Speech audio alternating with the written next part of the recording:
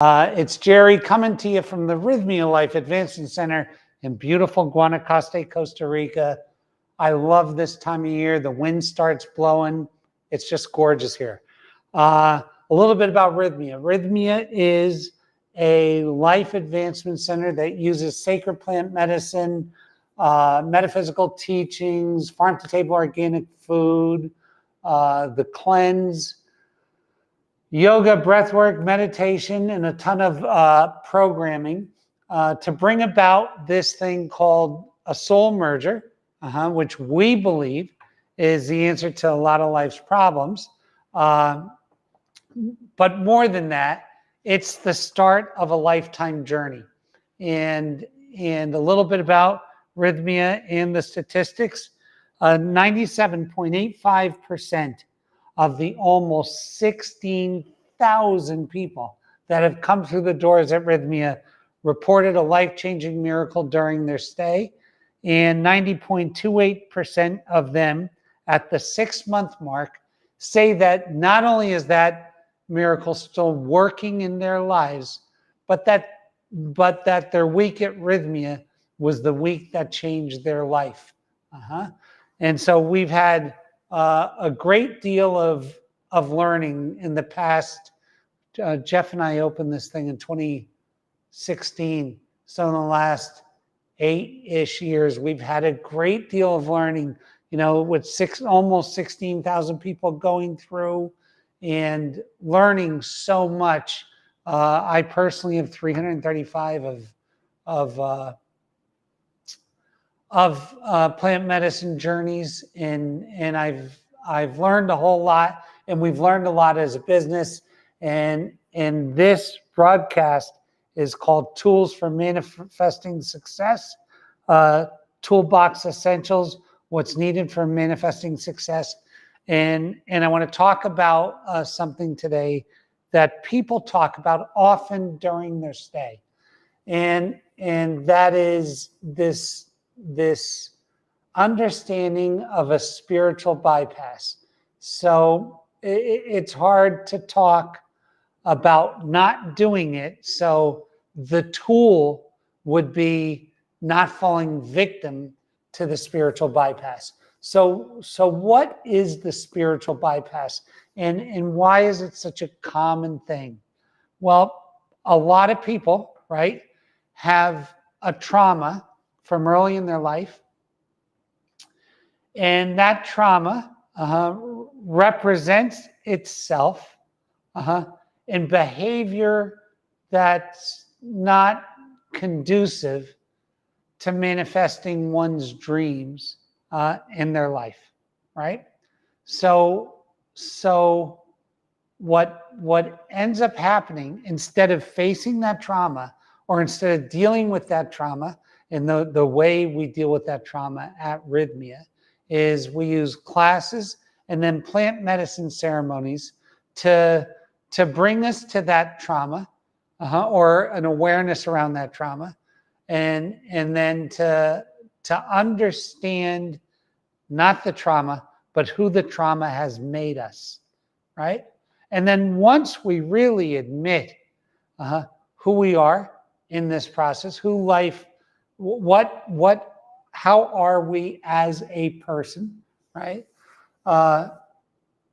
Once we admit that, then it's very easy for the soul to merge. Until we admit that, it's impossible for the soul to merge. And in a lot of practices, in a lot of manifestation techniques, and a lot of self-help books, what it does, it skips over who we are, and goes right to how we want to be, without ever addressing who we are. So it was explained to me like this, that if you were calling a taxi in New York, let's say you were in Chelsea and you wanted to go, let's say you wanted to go to Brooklyn, and you called and you said, hey, I want a taxi. this is old-fashioned stuff, right? I want a taxi, and I want to go to Williamsburg, right? And you give the address, and they say, "Where are you?" And you say, "That's not important to me. What's important to me is where I'm going." It doesn't work. And God works the exact same way.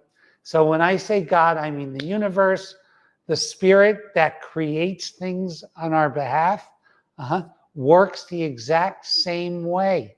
So until we can tell them exactly where we're at, who we are, we can't request to go to where we want to be, right? It was one of the hardest lessons I've ever learned.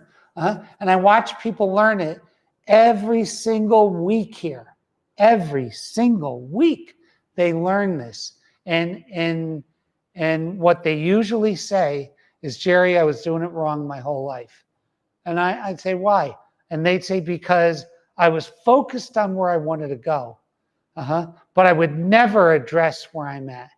Because generally speaking, addressing where you're at probably has to have you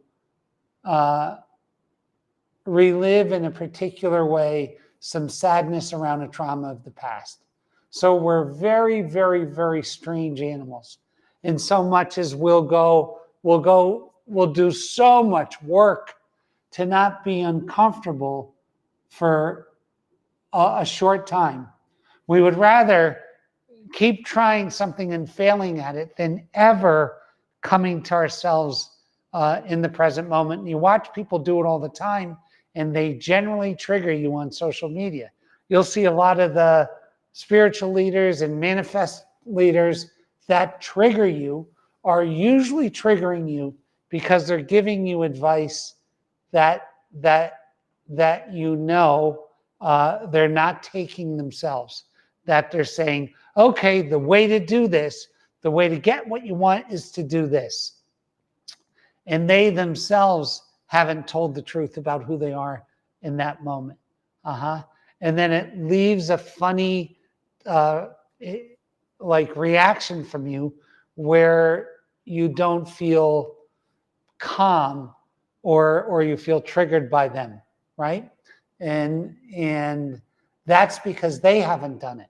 So my thing with people is that and you used to see it a lot in Catholicism, where somebody would be terribly burdened either by, they were a nasty person, or they would, let me get out of this, without ever addressing what they were in.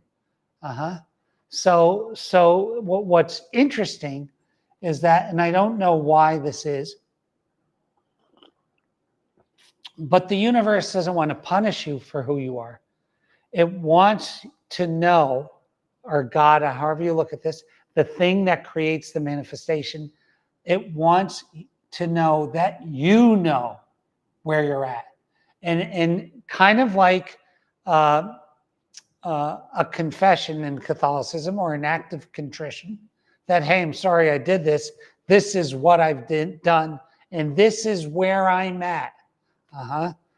That is all you have to do. The miracle occurs by them removing it from you.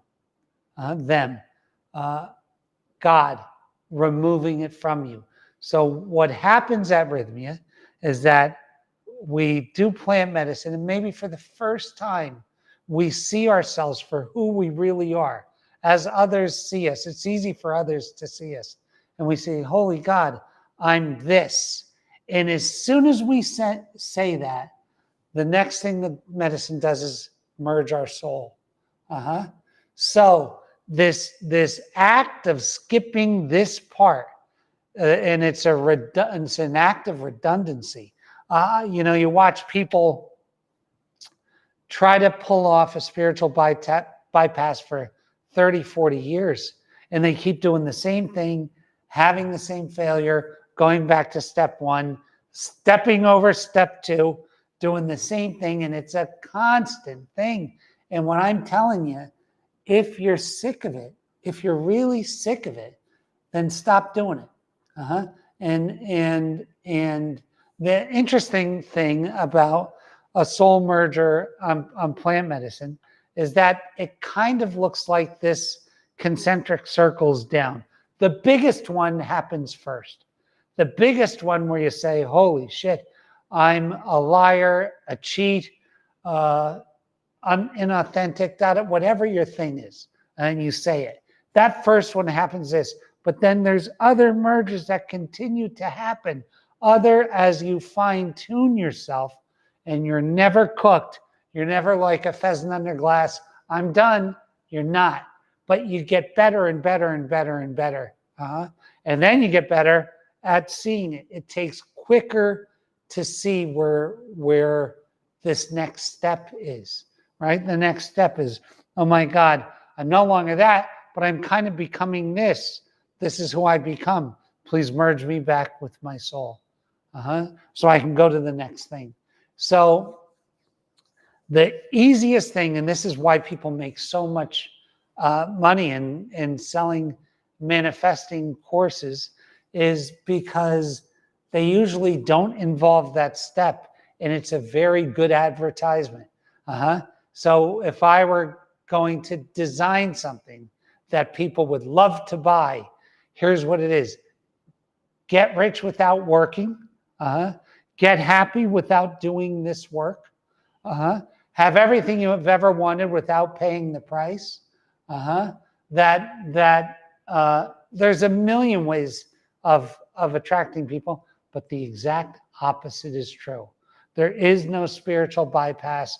Unfortunately, there is no shortcut. And by a shortcut, people might say, well, isn't rythmia a shortcut?